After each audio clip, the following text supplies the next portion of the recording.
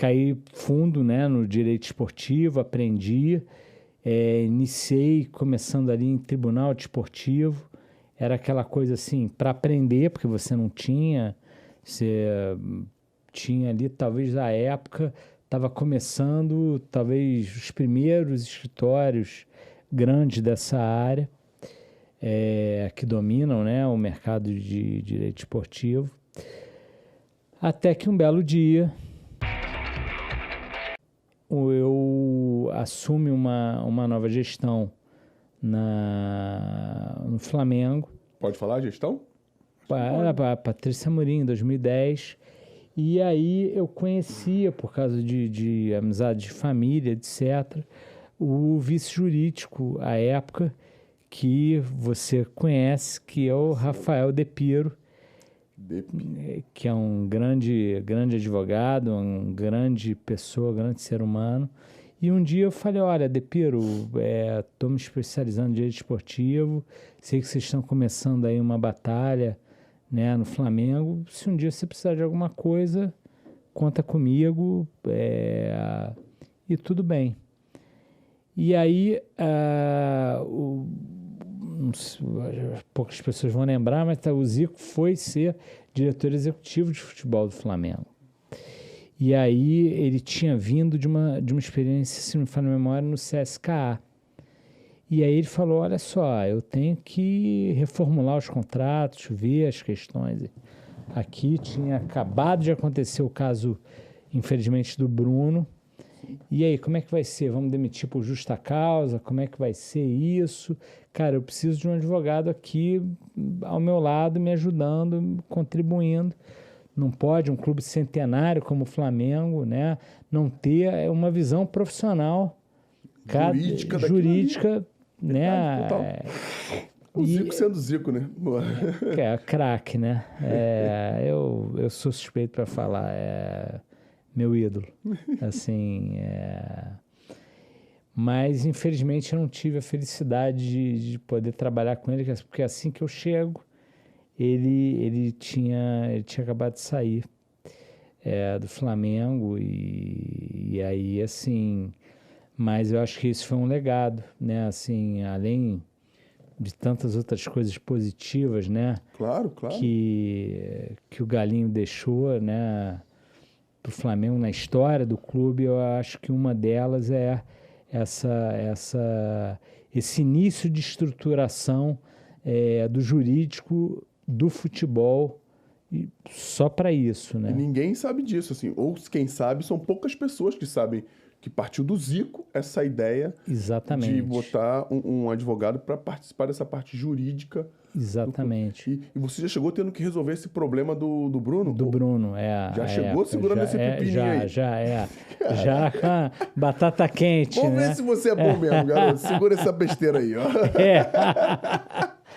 E o legal é que, assim, me deram a liberdade de reformular toda a questão contratual, principalmente disciplinar, porque à época o patrocinador Master, não vou citar o nome aqui, não vamos fazer propaganda.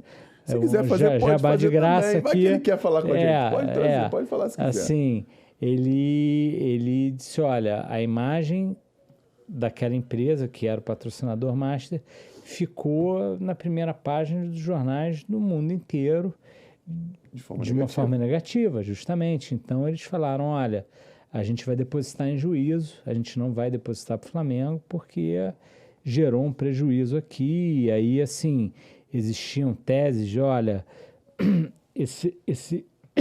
essa própria ruptura já pode, de contrato, né, de patrocínio, já pode gerar justa causa, porque o atleta manchou a imagem do clube, e aí tudo isso eu tive que prever em contrato. Ali foi como se fosse uma aquarela em branco que eu pude colocar ali livremente questões disciplinares, principalmente, para proteger o clube.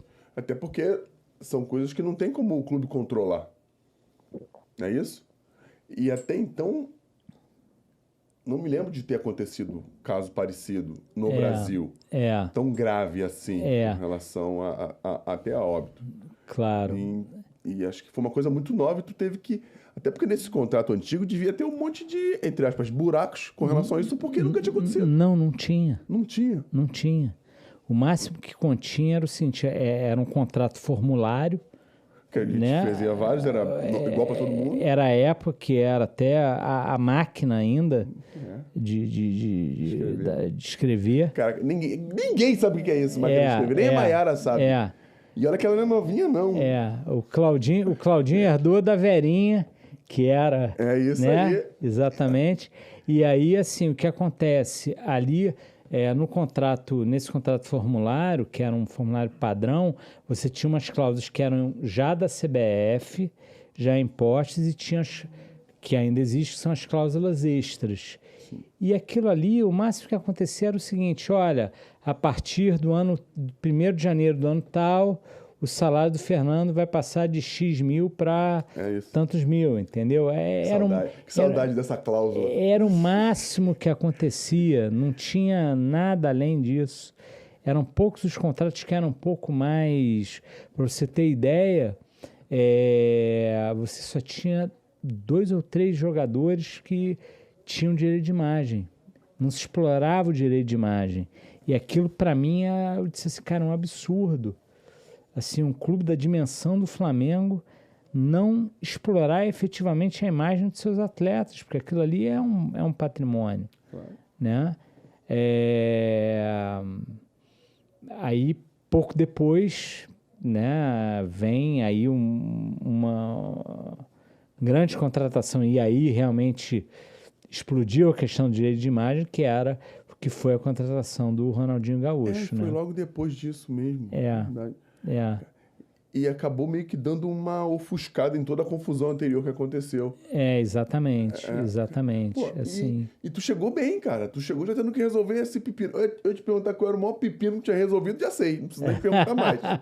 Acho que não existiu pepino maior que esse. E a chegada do Ronaldo, eu acho que o contrato do Ronaldo devia ter... Se o anterior tinha 2 folhas, o que tu fez devia ter 10. O do Ronaldo tinha 40. Assim, dadas as proporções de minúcias, né, que deve ter no contrato de um cara desse tamanho. E a época foi disputado, né, Palmeiras, Grêmio, etc. Foi uma questão.